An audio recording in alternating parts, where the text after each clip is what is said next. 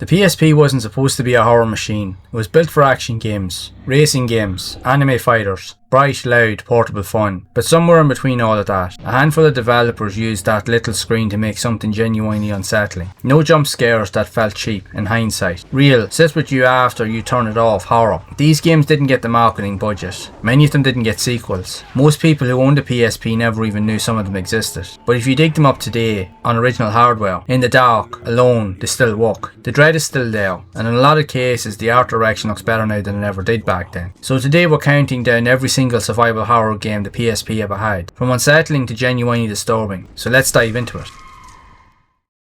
We're kicking off things with the latest entry on this list, and honestly, it's here more for its horror dressing than for actually scaring anyone. Undead Knights from Tecmo put you in control of 3 undead anti-heroes: Romulus, his brother Remus, and Remus's wife Sylvia, all murdered by the king they served and dragged back from the grave to get their revenge. This time as necromancers, commanding armies of the reanimated. It plays like a handheld Dynasty Warriors, massive fields of enemies, a metal soundtrack in the gothic, Devil May Cry adjacent art style that looked genuinely sharp for the hardware at the time. The twist is you're not fighting the undead here, you're raising them, swelling your open zombie horde as you cut through waves of knights on a warpath through a corrupt kingdom. It's not remotely dread-inducing, and nobody's playing this one for the story, but the presentation, the grim character designs, and the sheer body count on screen earn it a spot on this list as a genuinely fun, horror flavoured curtain raiser before things get properly unsettling.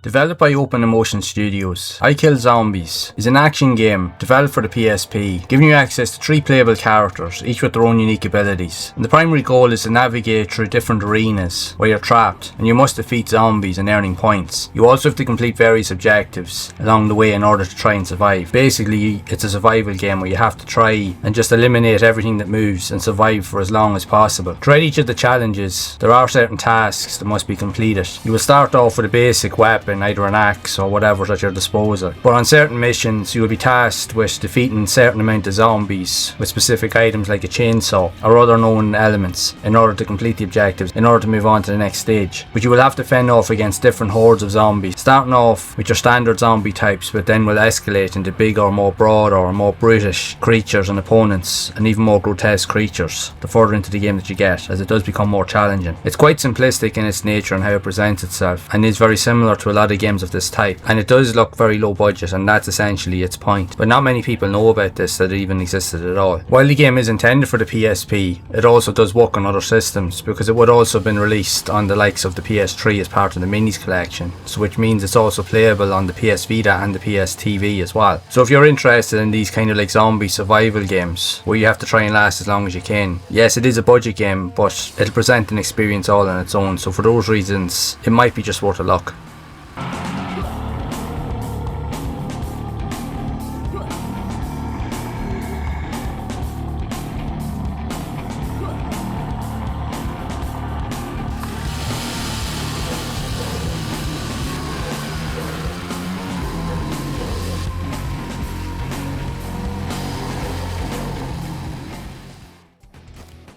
Age of Zombies earned its spot differently than the rest of this list. It's not trying to be exactly scary. It's a top-down, over-the-top zombie shooter with dinosaurs, cavemen, and a Bruce Campbell-style hero mowing down hordes of nightmarish creatures. But the reason it's here is the art style itself. Thick outlines, saturated colour, exaggerated proportions. It looks like a horror comic that decided to have fun instead of nightmares. It's proof the PSP could take zombie horror in a completely different direction, loud, colourful, cartoonish, and still make it visually striking enough to hold up today.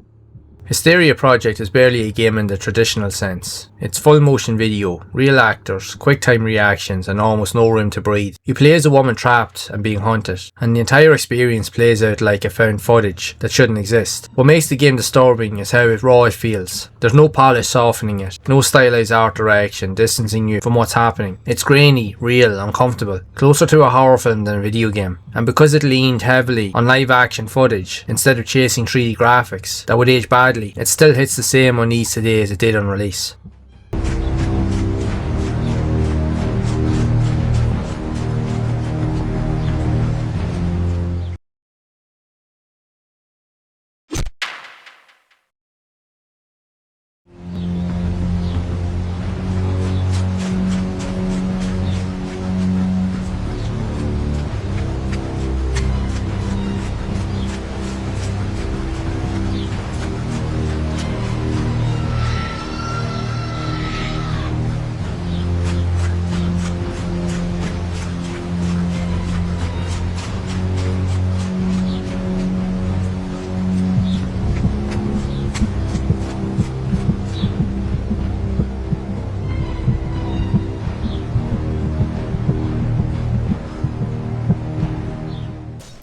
Hysteria Project 2 is a sequel that doubles down on everything that made the first one uncomfortable. Different setting, but same idea. You're trapped, being hunted, and every choice is a split-second reaction. The tension isn't built through monsters or gore, it's built through helplessness. You're always one wrong move away from it being over. Because it's rooted in the same FMV, real footage style, it avoids the dated 3D models problem entirely. It just looks like a tense, low-budget horror film, and that's exactly why it aged so strangely well.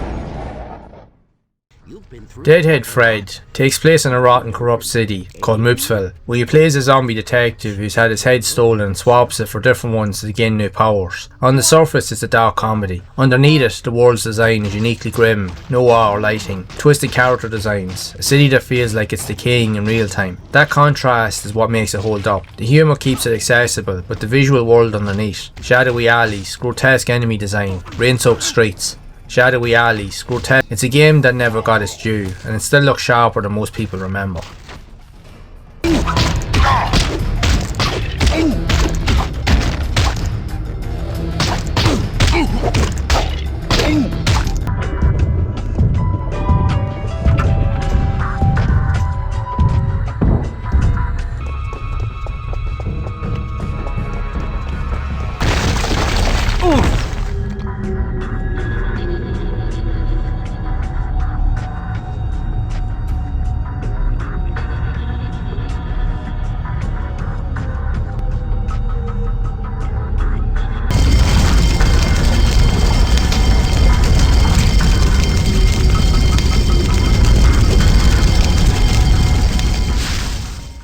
Infected drops you into a plague-ravaged city, crawling with the infected, playing almost like a top-down twin-stick survival game, soaked in grime and desperation. It's rough around the edges technically, but the atmosphere carries it. Abandoned streets, fog, the constant feeling that you're being worn down rather than winning. It's one of those games that never got a fair shot because it launched quietly and never built an audience. But the mood it creates, isolation, decay, a city that's already lost, still lands. It's bleak in a way a lot of bigger horror games from this era never committed to.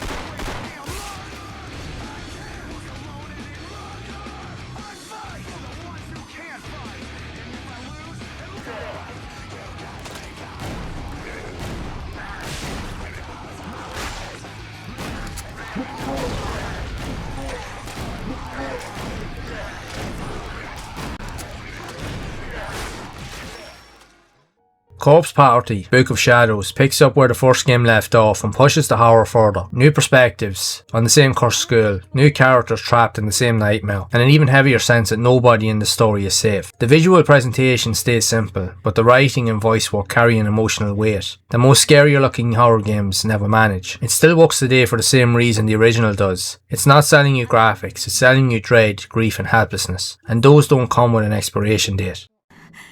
落ち着きなさい。うるさいな。みんなどうかしてるんだ。私が正しいんだ。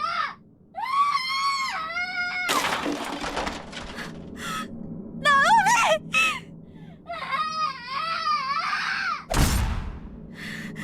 ナオミ、お願い、落ち着いて。離して、離して。お薬よ。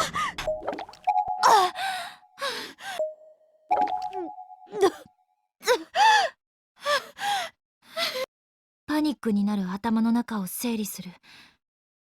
何が起こってたの？今、喉の奥、私は胸の奥に胃がおかし、喉に残る自分の家。見覚えがある。この場面。サトシやシシド先生、聖子と私は二人で励ま。そんな中、サトシ足をくじいて。そこへ一人になっ怖かった。 Castlevania The Dracula X Chronicles isn't horror in the jump scare sense, it's horror in the gothic atmospheric sense. Crumbling castles, candlelit halls, stained glass windows lit by lightning. Every environment feels like it was built to make you feel small and unwelcome. The handcrafted painterly backdrops are why this one still looks stunning today. It was never creating or chasing photorealism, but there's nothing here that looks outdated. It's like a moving gothic painting, and that's a style that simply doesn't expire. If you're a fan of other games in the Castlevania series, especially with the likes of Symphony of the Night that released on the original PlayStation, you can clearly see the art direction here as it's timeless, as that game was also stunning and still holds up well today. And it's easy to see why a lot of these games have been remastered in the current day, because they're just so good. They just have a very interesting and distinct style that no other game or series has ever had, and that's what definitely adds to the appeal.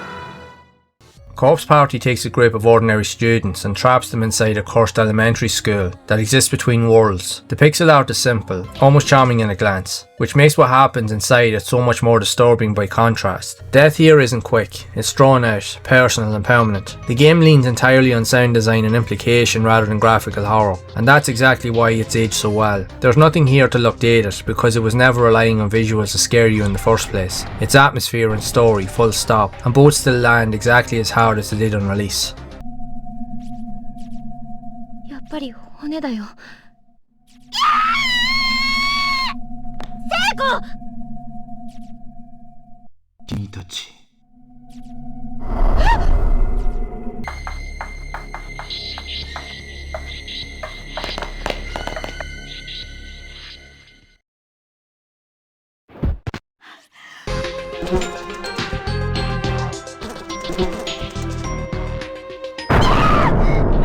何これ？何か壁に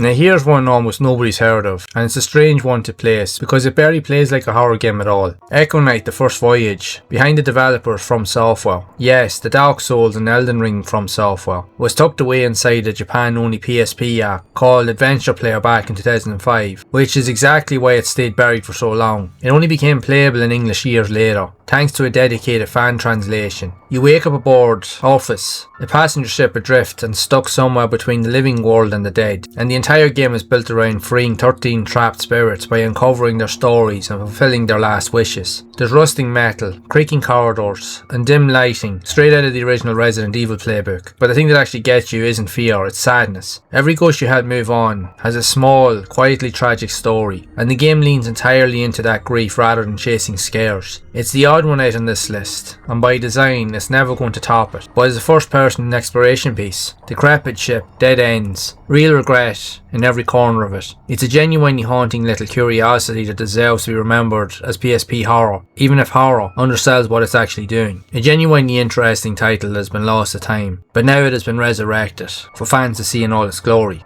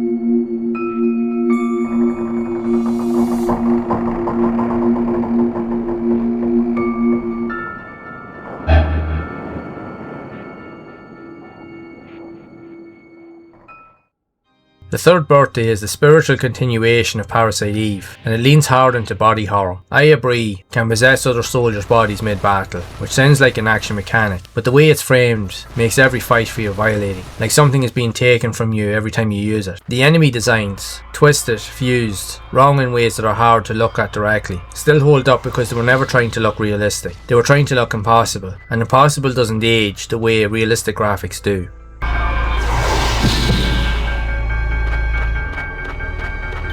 敵出現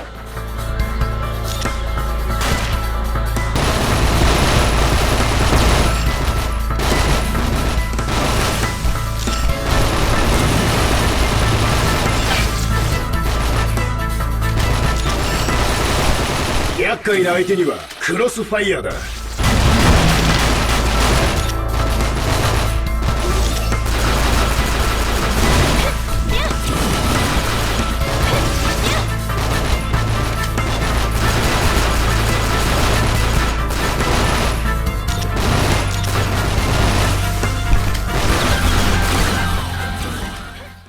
Obscure the Aftermath takes the trapped and decaying building with something haunting you formula, and adds a layer most horror games never bothered with. You're never alone, but that doesn't make it safer. The environments are soaked in darkness, mould and rot, and the creature designs lean fully into body horror without holding back. What makes it disturbing today is how unflinching it is. It doesn't soften anything for a wider audience. Dismemberment, grotesque transformation, environments that feel actively hostile. It's a game that fully committed to horror instead of diluting it, and that commitment is exactly why it hasn't dated. Go again. But what's going on?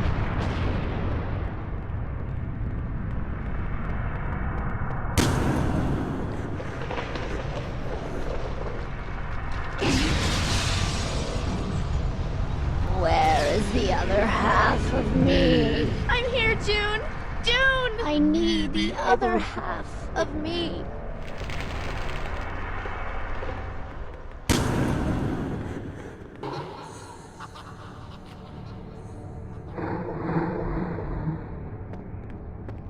Look at me to be able to have.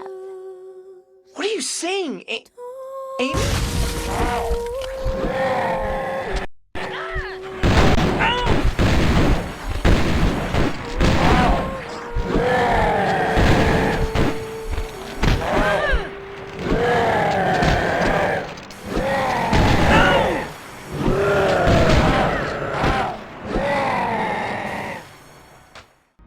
Manhunt 2 is brutal in a way most games on this list aren't even trying to be. There's no supernatural threat, no monster design to distance yourself from. It's grounded, human cruelty, filmed like found footage from somewhere you shouldn't be. The asylum setting alone is enough to make people uncomfortable before a single execution happens. What makes it still disturbing today isn't the violence itself, it's the tone. Cold lighting, static filled visuals, a sense that you're the monster as much as anyone you're hunting. It's a game that was controversial for a reason, and revisiting it now, that discomfort hasn't worn off at all.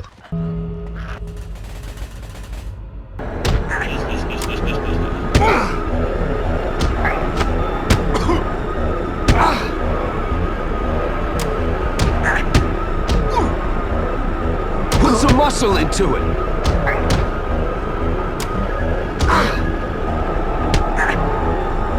He's down. Don't let him get back up. Escape, maniac! You ain't the first I've had to beat down. No, don't let him out! Fire! The cell door is open.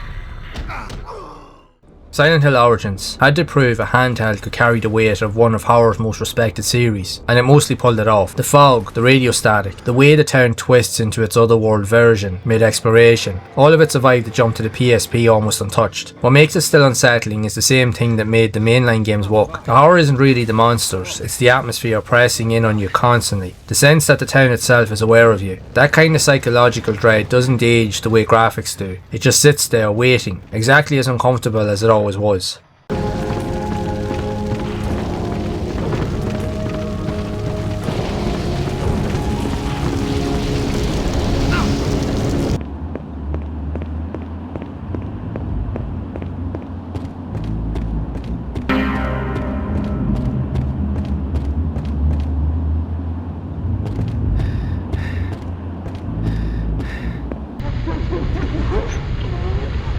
You okay?